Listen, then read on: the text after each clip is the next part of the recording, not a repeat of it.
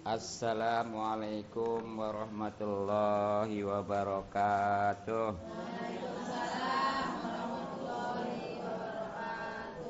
Bismillah walhamdulillah wassalatu wassalamu ala rasulillah wa ala alihi wa sahbihi wa mawalah. Amma ba'du. Ibu-ibu jamaah Majelis Salim yang mudah-mudahan kita semua selalu dimuliakan dan diberikan taufik serta hidayah petunjuk oleh Allah Subhanahu wa taala. Mudah-mudahan kumpulan kita dirahmati dan diberkati serta diridhoi oleh Allah Subhanahu wa taala, juga mendapatkan pahala yang besar dan keuntungan yang banyak dunia lebih-lebih akhirat. Amin ya rabbal alamin. Terutama pahala dan keuntungan silaturahmi, mudah-mudahan rezeki kita dimudahkan dan dibanyakan serta dibarokahkan, umur kita dipanjangkan dalam keadaan sehat lahir batin, dan dengan pembacaan rotib mudah-mudahan Allah Subhanahu wa taala selalu menjaga kita baik diri, keluarga, harta, terutama iman dan Islam. Terlebih lagi pahala dan keuntungan ngaji yang memang hukumnya wajib, bahkan wajib main. Apalagi memang kajian kita tentang akhlak, bahkan alhamdulillah dalam kitab ini walaupun kecil mencakup baik tauhid, fikih yang di tengah dan awal sudah kita lewati. Sekarang di penghujung adalah tentang akhlak ya. Maka dari itu yang punya dan bawa kitabnya dibuka halaman 48. Sekali lagi halaman 48 baris keempat dari bawah. Baris keempat dari bawah, awal barisan wasyaku fillahi, sekarang wal amnu ya. Mari kita baca bersama. Faqad qala al-musannif rahimahullah ta'ala wa nafa'ana bi ulumi fidarin bisiril Fatihah. A'udzu billahi minasy syaithanir rajim. Bismillahirrahmanirrahim. Alhamdulillahirabbil alamin. Arrahmanir rahim. Maliki yaumiddin. Iyyaka na'budu wa iyyaka nasta'in. Ihdinas siratal mustaqim. Siratal ladzina an'amta 'alaihim ghairil maghdubi 'alaihim waladdallin. Bismillahirrahmanirrahim. Wal amnu jeung ragrag min makrillahi tina makrillah. Naon eta nya ragrag yang makrillah gedeung lah. Wal kunutu yang putus asa min rahmatillahi tina rahmat Allah. Yes, nya eta Arab dan Sundana, ayeuna Indonesia jeung penjelasan insyaallah. Masih tentang maksiat-maksiat yang berhubungan dengan hati yang harus kita hindari, dan kalau sudah terjadi harus kita singkiri, hilangkan ya. Sebab ini bahayanya bukan aja di dunia tapi sampai akhirat. Nah, diantaranya maksiat yang berhubungan dengan hati yang wajib untuk dihindari dan kalau sudah ada dihilangkan adalah wal amnu, merasa aman, min makrillahi, daripada makar Allah. Jadi hati-hati dalam hidup ini. Jangan karena kita udah merasa ahli ibadah ya, udah kita merasa benar, akhirnya udah nggak bakalan disiksa dah. nggak bakalan kena musibah. Jadi betapapun kita jaga kesehatan, ya jaga dari hal-hal yang membahayakan, bahkan siksa, kalau memang Allah berkehendak bisa jadi drastis berubah. Makanya kesimpulannya jangan kita merasa aman daripada ujian Allah, daripada siksaan Allah terutama ya. Nah, karena yang namanya sifat merasa aman daripada ujian atau siksaan Allah ini termasuk dosa besar. Naudzubillah min dzalik. Dan memang yang namanya orang beriman ya, sebagaimana kata Syekh Hasan Al-Basri, seorang ahli tasawuf, bahwa al-mu'minu ya'malu bi ta'at wa huwa musbikun wajala khaifun wajilun khaifun, sedangkan wal fajiru ya'malu bil ma'asi wa huwa aminun. Seorang mukmin ini yang harus kita milikin ya, itu mestinya beramal taat dalam keadaan tetap takut akan siksa Allah.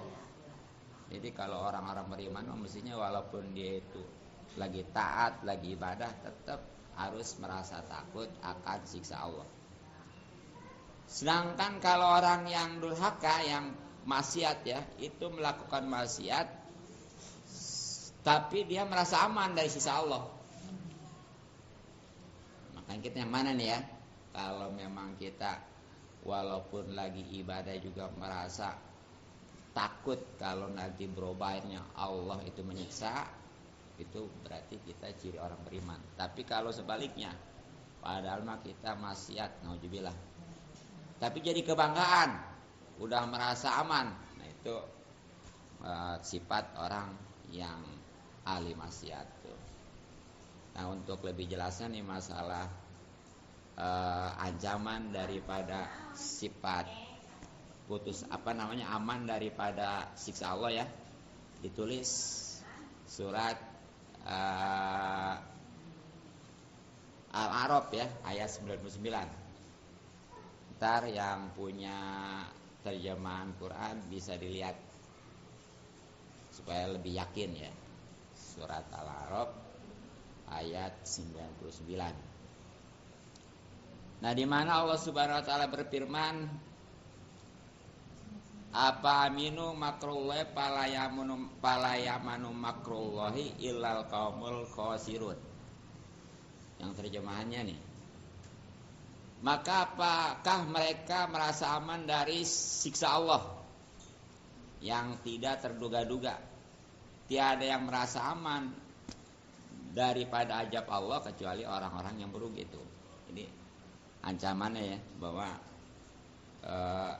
tidak ada orang yang merasa aman walaupun dia itu udah ahli ibadah, ahli taat, kalau merasa aman daripada siksa Allah. Sebab bisa jadi orang yang walaupun tadinya ahli ibadah, kalau memang Allah berkehendak mah itu dirubah gitu ya. Ada itu orang yang istilahnya dari kecil sampai dewasa, bahkan sampai tua, dia ahli ibadah, sehingga semua orang kalau ditanya itu bagaimana tentang dia, oh dia mau udah pasti ahli surga gitu ya. Nah ternyata karena memang catatan di sononya di ahli neraka, begitu mau meninggal dia itu berubah ngamalin amalan ahli neraka, akhirnya mati dalam keadaan sulul khotimah, ya otomatis nanti di akhiratnya masuk neraka itu. Sebaliknya nih, ada orang yang berbuat maksiat terus dari kecil, bahkan kafir ya. Pokoknya kalau ditanyain orang tuh bagaimana dia, dia mau udah entah kemana lagi pasti neraka, pokoknya mengerebek pokoknya dia.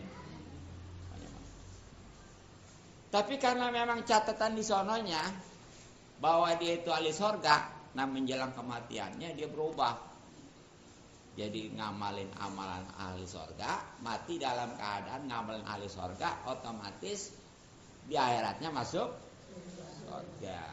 Nah makanya nih yang udah ahli ibadah juga jangan terlalu ujub ya, jangan pokoknya saya mau udah bakalan sorga, dan jangan ngehina orang yang belum ibadah. Jangan begitu kita ngajak nggak mau tuh, Kemudian kata kita, lu hidup begitu aja pokoknya ntar masuk neraka. Jangan ya. Pokoknya mah ajak aja. Sebab setiap kita ngajak itu walaupun belum mau udah dapat pahala. Apalagi kalau mau mah ya, itu kita nanti akan dapat pahala walaupun sono udah nggak ngajak nih, dari setiap ibadah dia. Contoh gini, umpamanya kita nih ngajak tetangga atau saudara ngaji yuk, ya dia sekali belum mau, 2 kali belum mau, begitu aja. Itu walaupun belum mau, tetap pahala udah dapat kita. Jadi nggak ada yang sia-sia, nggak. Ya, nah kelamaan nih karena sering-seringan ya, itu terserah mau karena malu kayak apa dia mau juga ngaji. Nah kesononya, walaupun istilahnya kita nggak nyuruh, tuh setiap dia ibadah kita dapat bagian, kan untung ya. Memang ini yang namanya ngajak perlu kesabaran, kadang-kadang suka apa bahasanya, udah ngaji mah ngaji aja sendiri sono, kadang-kadang gitu ya. Nah, memang ini perlu kesabaran gitu. Jadi tuh hati-hati ya. Nah kemudian selanjutnya tadi yang harus dihindari dan yang harus dihilangi kalau memang sudah terjangkit nih adalah sifat putus asa nih ya. Ini berkait nih. Pokoknya mah antara merasa aman dan putus asa ini terkait. Kalau istilah ngaji tasawuf mah ada bahasa roja, ada bahasa khauf gitu ya. Ada bahasa harapan, ada bahasa takut. Nah kalau masalah jangan putus asa nih, ini juga sama sebagaimana tadi merasa aman dari siksa Allah, hukumnya sama, dosa besar ya, dosa besar. Karena dosa besar ya pasti nggak bisa diampuni dengan yang namanya ibadah sholat dan lain sebagainya kalau memang nggak betul-betul khusus tobat ya. Nah supaya yakin, supaya mantap nih ancamannya, ntar kalau yang punya terjemahan Quran ditulis ya, surat Az-Zumar, surat Az-Zumar ayat 53, ditulis ya ntar. Yang punya terjemahan Al-Quran lihat surat Az-Zumar ayat 53, di mana Allah Subhanahu wa taala berfirman, a'udzubillahi minasyaitonirrajim, bismillahirrahmanirrahim, la taqnatu mir rahmatillah. Kalau awal ayatnya makul ya ibadiyalladzina asrafu ala anfusihim la taqnatu mir rahmatillah innallaha yaghfiru dzunuba jami'a innahu wal ghafurur rahim. Yang terjemahannya, katakanlah wahai hamba-hambaku yang melampaui batas, maksudnya dia berbuat durakan ya, karena saking banyaknya akhirnya dosanya jadi gede. Walaupun begitu, tetap jangan merasa putus asa. Artinya, lah saya udah dosanya gede, udah gak bakal diampuni, biarinlah neraka kayak gitu. Jangan ya, tetap. Karena nggak ada yang bisa ngampunin dosa ya, sebesar apapun, bahkan sekecil apapun, kecuali Allah yang Maha Pengampun, yang Maha Penyayang. Makanya walaupun segede dosa apapun, kali udah berbuat nih, jadi harus proporsional. Jangan belum berbuat dosa lah Allah Maha Pengampun ini, jangan. Tadi ya, kalau yang berbuat dosa mah kudu tadi tuh, jangan merasa aman daripada siksa Allah. Kalau udah berbuat dosa baru Allah Maha Pengampun gitu. Jadi jangan sebalik. Lagi apa namanya, belum berbuat dosa, nah katanya Allah Maha Pengampun, ini akhirnya berbuat dosa. Ya. Giliran udah berbuat dosa, akhirnya lah ini mau dosa udah gede, udah enggak bisa dapet, udah sekalian aja. Jangan. Ya, makanya nih segede apapun, kalau memang bukan musyrik, bukan murtad, dan itu pun kalau memang nggak kebawa mati mah ya, itu tetap masih diampuni oleh Allah Subhanahu wa taala. Kan ada ceritanya tuh. Orang yang ngebunuh 99. Ngebunuh kan dosa gede ya. Taruhannya kudu dibunuh lagi. Kemudian dia datang ke orang ahli ibadah. Ya, ahli ibadah doang ini mah nggak pinter orangnya, enggak ya. Ahli ibadah tapi nggak pinter, cuma rajin doang ya. Begitu datang ke ahli ibadah nanyain, jadi tanya di awalnya, saya ini udah berbuat maksiat berupa membunuh 99 orang. Kata ahli ibadah itu, rahib ya, kamu itu udah gak ada ampun. Pokoknya mah jangankan sampai 99, satu juga yang namanya dosa membunuh mah ya. Akhirnya itu dijangkepin. Jadi berapa? Dibunuh yang ditanya itu.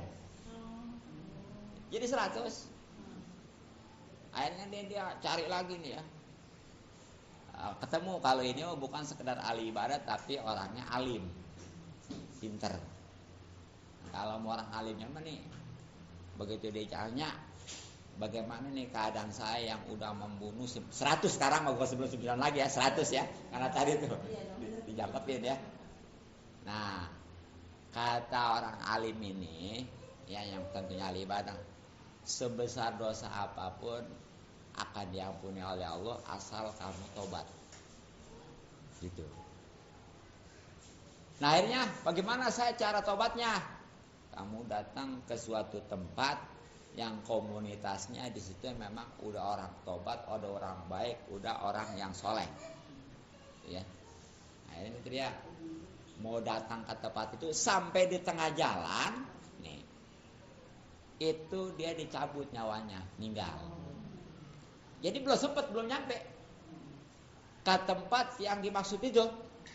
Makanya ini walaupun tobat, kalau memang nggak pindah mah tetap nanti dia balik lagi.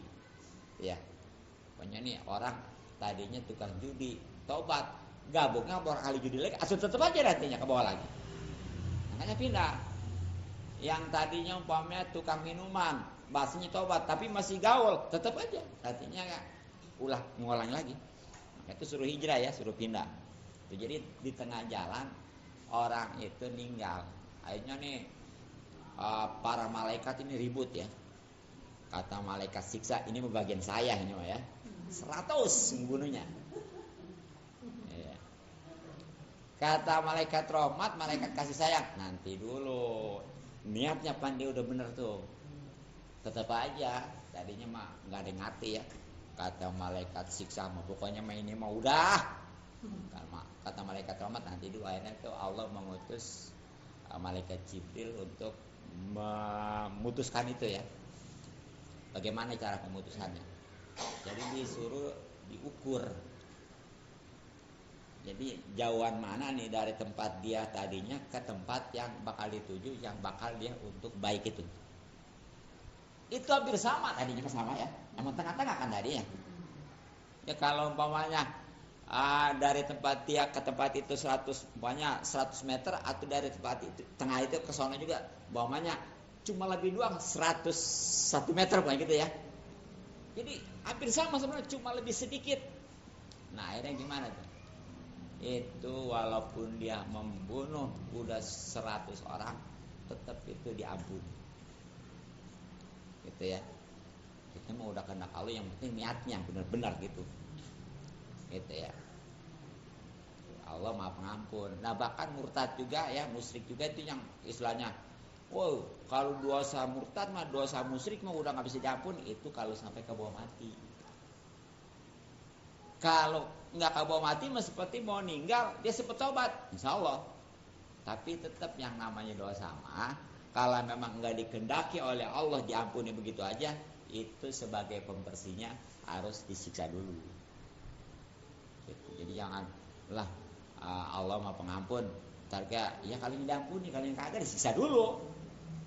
Cuma kalau yang orang musyrik mah tadi udah itu mah nggak disiksa lagi. Nih orang musyrik, orang murtad, orang kafir ya, itu mah udah nggak ada ini lagi, udah jangan bicara upaya disiksa lagi. Dia udah selama-lamanya di neraka udah.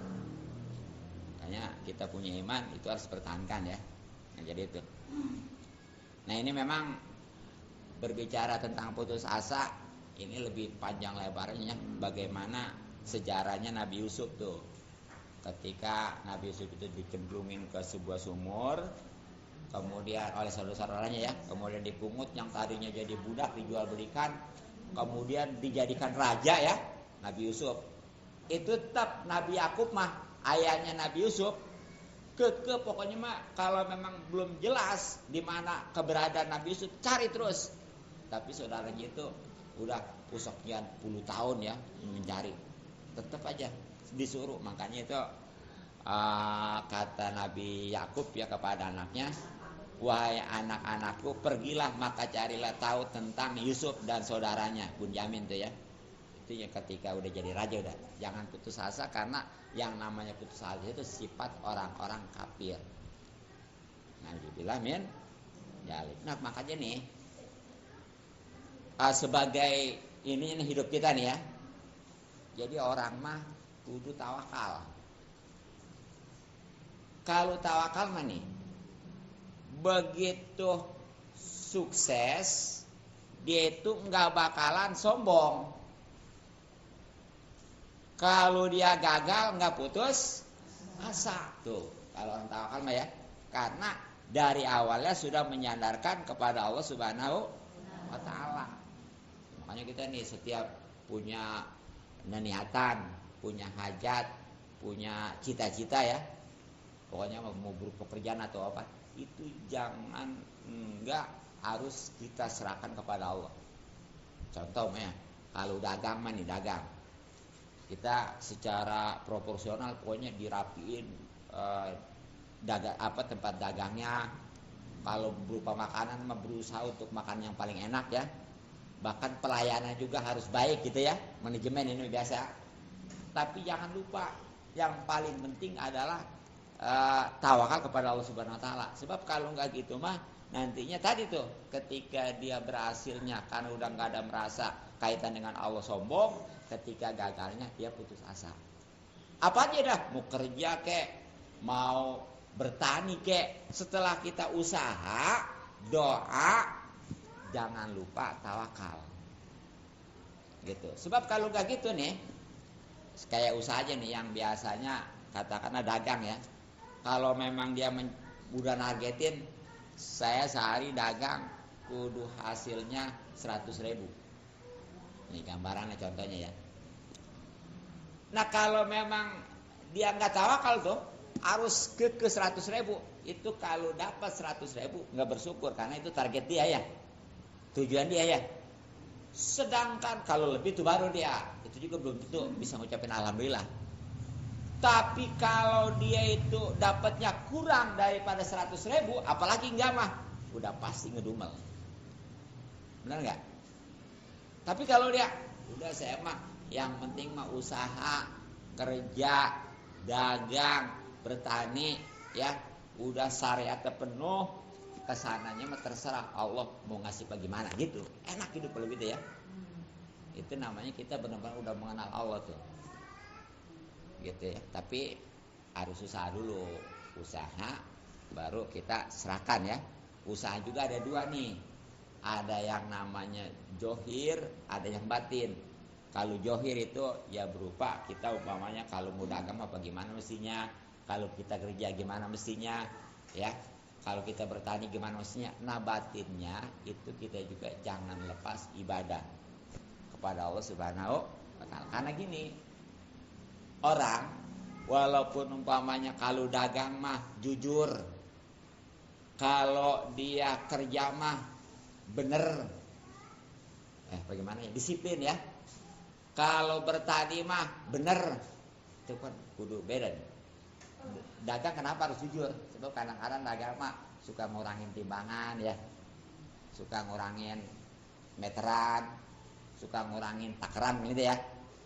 Harus jujur. Nah terus kerja harus disiplin. Kenapa nih? Sebab kadang-kadang kerja itu ada yang korupsi waktu. Ya, mungkin kalau karyawan mah karena takut dipecat ya, itu kadang-kadang sebelum waktu juga udah datang ya. Ini kebanyakan yang kerja-kerja PNS tuh. Iya PNS kadang-kadang tuh. Iya. Nah, ini ya masa kerja di klinik tuh ya. Padahal masih jam 8 udah standby. Jangan datang banyak. Itu korupsi waktu itu sama. Ataupun gurunya. Tuh ya. Nah terus, iya, ketika ya kadang-kadang apalagi dia buka praktek dulu di rumahnya ya, kadang-kadang gitu tuh. Terus ketika bertani harus benar nih, karena bertani ini kadang-kadang nih, itu dengan gampangnya dia ngituin galangan orang, tanah orang, bubai nih, kalau udah merebut apa tanah orang, walaupun sejengkal nih, itu bakalan 7 lapis bakal diurukin ke dia. Kan 1 jengkal lebarnya panjangnya. Makanya Bapak ya, jangan sengaja nih kadang-kadang suka. Kuma? Oh galang itu tah, oh galang. Pan kadang-kadang udah nyata galang tah. Kumanya ditebas depan. Oh, bikin letik pan. Tah. Eta sebuah galang itu sebenarnya lain buka saasa eta pas boga eta mah pertengahan. Atuh komo. Kadang-kadang sok pelatok dia nya. Tanah batas mana, pelatoknya di mana gitu ta. Gitu. Jadi awas walaupun sejengkal umpamanya lebarnya, tapi panjangnya itu. Belum lagi ke dalamnya. Ini boro-boro sampai 7 lapis ya. Itu istilahnya nih. Umpamanya 1 meter aja. Sepengki tanahnya digali tuh. Kalau diurukin ke kita bagaimana tuh? Nanti di akhirat bakalan tuh orang yang ngerebut tanah orang.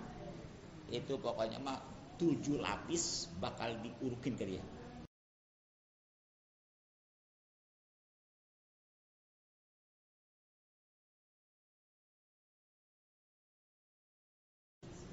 Hati-hati jangan merasa, saya mah nggak ada yang berani sama saya, bagaimana kata saya. Awas, hati-hati. Di dunia dia bisa bebas, tapi di akhirat nanti nggak bakal bisa apa-apa. Itu makanya benar. Terus begitu udah panen lagi, jangan merasa, ini mah boleh capek-capek saya, boleh usaha saya, udah ngelupain, nggak mau zakat. Kalau belum nisab sih mending ya belum nisab juga mestinya mah tuh sedekah gitu. Ini mah udahnya nisab kewajiban, nggak dijakatin, atau itu mah lebih parah maling. Apa sebabnya? Kalau maling ngambil punya orang yang kaya biasanya ada ya, dan dianya butuh, bener nggak? Paling individu seorang kalau maling kan, bener nggak? Seandainya mau taubat maling mah gampang karena udah jelas orangnya. Nah sekarang nih kalau orang kaya udah kewajiban zakat, itu kewajiban zakatnya dari penghasilan sawah kek, dari perdagangan kek, dari upahnya kalau naruh emas kek ya, nggak dijakatin sama dia. Itu sama ngemaling punya orang miskin. Dan nggak jelas orang miskin yang mana-mana ya. Makanya lebih bahaya orang kaya yang nggak ngezakat daripada maling. Bukan berarti maling benar. Cuma tadi pertimbangannya kalau maling mah karena dia butuh karena maling. Keduanya yang dimalingnya jelas satu orangnya, dan memang dia nggak butuh benar punya kan, walaupun tetap aja jengkel yang dimalingnya. Gitu. Kalau orang kaya yang nggak zakat, itu yang dimalingnya bukannya orang yang punya, tapi yang butuh benar, dan bukan seorang. Itu makanya hati-hati. Yang benar tuh. Nah setelah itu semua baru tawakal, baru namanya ibadah, jangan ketinggalan Johari ya. Sebab gini, walaupun dia kerjanya tadi benar, dagang kerjanya disiplin, dagangnya juga umpamanya jujur, kalau nggak ibadah itu nggak bakal berkah. Jadi ini terkait masalah rezeki ya, ada yang haram, ada yang halal, ada yang berkah.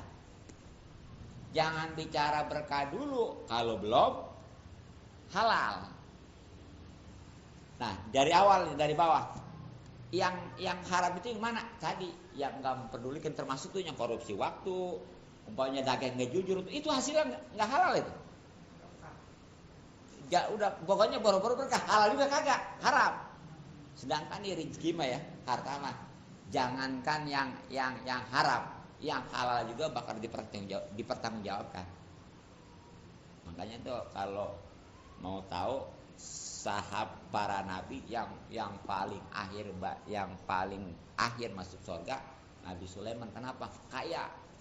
Sebab di proses itu ya, para sahabat yang paling akhir masuk surga dibandingkan dengan sahabat lainnya adalah Abdurrahman bin Auf. Kenapa? Kaya. Karena ditanya ini, tanya itu gitu ya. Ya kayak istilahnya kita kalau kemana-mana nih, bawaan banyak, naik pesawat, coba dah tanya ini, tanya itu ya. Kayak gitu logikanya, gitu.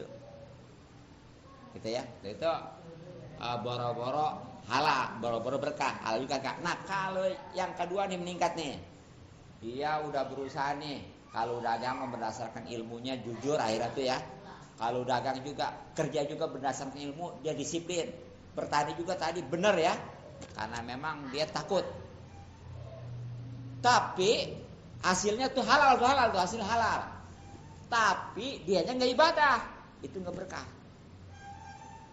Tuh, jadi kalau pengen halal berkah, di samping dagangnya dia jujur, kerjanya dia disiplin, kemudian bertani juga dia benar, itu harus didasari dengan ibadah.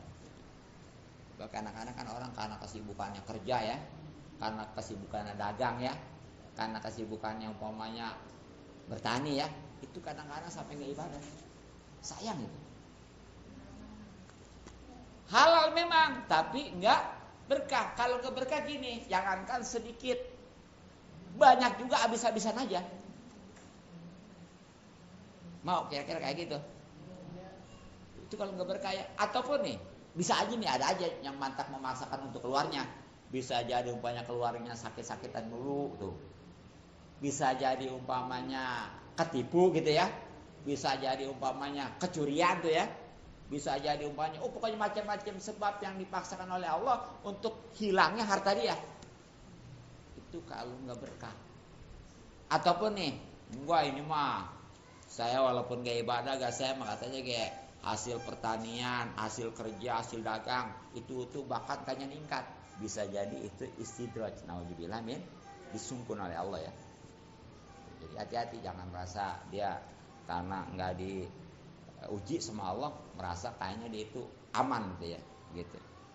Jadi baik itu kalau kita berkah nih harta kita ya, baik itu tadi tetap tuh nggak ini, bisa jadi keluarganya nanti nggak mau ibadah, apalagi dia gitu ya. Maka itu ketika ada orang yang dagang maju, bertani juga sukses, kerja juga mungkin meningkat ya, padahal nggak ibadah, itu bisa jadi dari nggak ibadahnya itu udah merupakan bukti ketidakberkahan. Itu aja, mau anaknya, mau istrinya, pokoknya keluarganya ya nggak pada ibadah, bahkan disuruh juga sulit. Nah kalau berkah nih, insya Allah berkah ya. Jadi di samping dia dagangnya dia jujur, kerjanya disiplin, bertani juga benar, didasari dengan ibadah, insya Allah nanti hasilnya itu karena berkah sedikit jadi cukup, banyak apalagi. Dan insya Allah keluarganya juga nurut, dekat kepada Allah Subhanahu wa Ta'ala. Makanya sekarang tinggal ditanya nih keluarga kita kira-kira nih ya, ini pada bandel aja enggak nih ya? Kalau bandel aja jangan-jangan tuh akibat itu. Ya gitu ya. Mungkin itulah kesimpulannya. Jadi ya, dalam kehidupan ini ketika kita lagi ahli ibadah, ahli taat, jangan merasa aman daripada siksa Allah. Sebab bisa jadi Allah berubah seketika. Tapi kalau memang sudah terjadi orang terjerumus kepada suatu dosa, kemaksiatan, itu jangan bahasin sekalian. Tapi harus tobat dan yakin Allah itu Maha Pengampun ya. Sebesar apapun dosa kita, yang penting mau tobat insya Allah. Sehingga kalau sudah begitu, ya itu akan selamat bahagia dunia dan akhirat. Mungkin cukup. Mudah-mudahan manfaat. Subhanaka bihamdik asyhadu an la ilaha illa anta astaghfiruka wa atubu ilaik. Assalamualaikum warahmatullahi wabarakatuh. Allahumma sholli ala sayyidina Muhammad fil awwalin wal akhirin wa barik wa sallim wa radatan ala rasulillah ajmain. Bismillahirrahmanirrahim. Alhamdulillahirabbil alamin. Allahumma inna nas'aluka ma lam taqdir ilaina hajatana ila tasani rabbil alamin. Allahumma inna nas'aluka ilman nafi'a wa amalan mutaqabbal wa rizqan thayyiban katsiran mubaraka. Allahumma nas'aluka ridhakal jannah wa najmin sawatikal nar. Allahumma izal islam wal muslimin wa ansur wal muslimin. Khususan al muslimin wal mujahidin fi Palestin. Rabbana atina fid dunya hasanah wa fil akhirati hasanah wa qina adzabannar. Sallallahu alaihi wa sallam jami'il anbiya'i alhamdulillahi rabbil alamin.